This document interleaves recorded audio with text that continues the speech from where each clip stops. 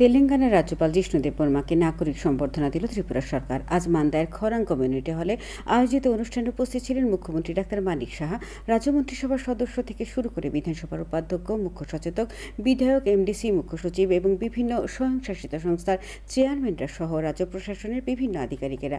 অনুষ্ঠানে মুখ্যমন্ত্রী বলেন, এই প্রথম ত্রিপুরা থেকে একজন রাজ্যপাল হওয়ায় তিনি এবং রাজ্যবাসী গর্বিত।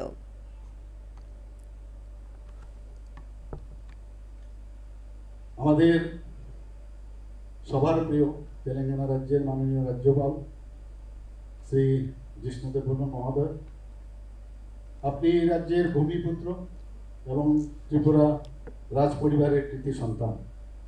আমরা গর্বিত যে আপনি রাজ্যের প্রথম ব্যক্তি যিনি কোনো রাজ্যের সাংবিধানিক প্রধান রাজ্যপাল পদে আসীন হয়েছেন। জনজাতি সমাজের উন্নয়নের পাশাপাশি রাজ্যের সামগ্রিক উন্নয়নের ক্ষেত্রে আপনার বলিষ্ঠ পদক্ষেপ যা আজও আমাদের নতুন পথের দিশা দেখায়।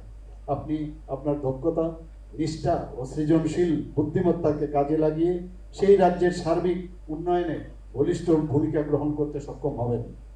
রাজ্যপাল হিসাবে সাংবিধানিক দায়িত্ব পালনের পাশাপাশি আপনার দূরদৃষ্টি দেশ ও রাজ্যকে সমৃদ্ধ করবে বলে আমাদের সবার বিশ্বাস।